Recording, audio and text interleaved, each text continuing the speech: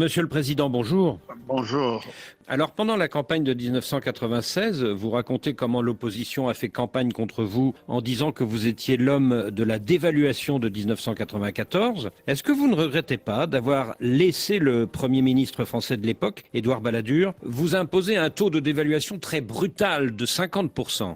Écoutez, c'est la France qui doit payer à la place des débiteurs africains. Et son Premier ministre dit « je ne paye pas ». Que voulez-vous qu'on fasse ? Qui peut forcer la France à payer? Non, je crois que tout le monde était convaincu que bon, la décision appartient à la France. Elle a dit non, et puis c'est terminé. Qu'elle ne pouvait pas supporter vraiment les dettes de ces anciennes colonies. Et ça s'est fait comme ça. Supposons que Donald Trump se lève en disant voilà, maintenant je coupe. On a vu déjà ce qu'il a commencé à faire pour ce qui concerne l'Ukraine, comment les gens réagissent. Alors imaginez vraiment que quelqu'un vous torde la main de cette manière-là, mais on n'avait pas le choix. Et tout le monde est surpris qu'on ait pu partir d'un taux de croissance négatif de -3 à +6 en l'espace simplement d'un mandat. 9 points. Alors, au final, vous écrivez que cette dévaluation de 94, eh bien, elle a profité économiquement aux pays africains. Un remède de cheval aussi fort, vraiment, ça a été utile? Donc, c'est-à-dire que ceux qui ont pu survivre, parce que vraiment ça a été violent,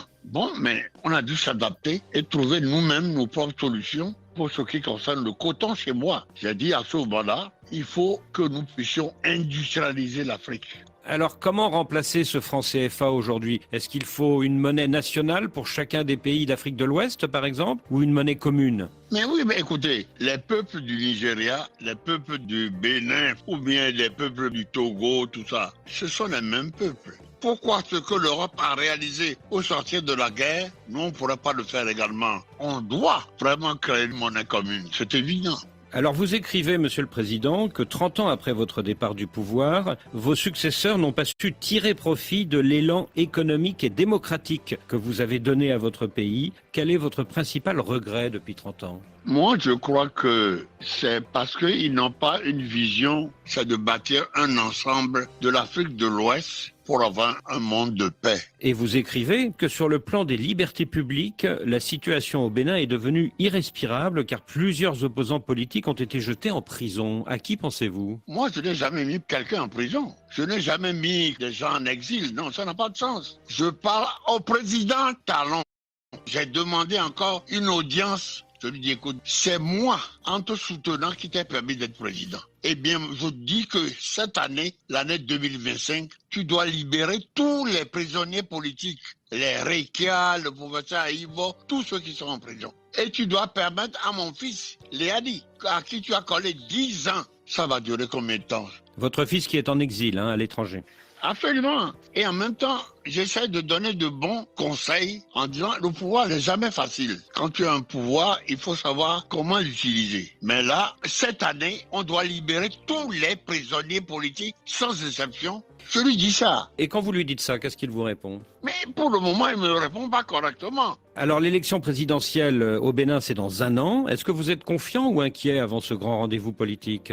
Non, moi je sais, notre peuple a la capacité vraiment de rebondir.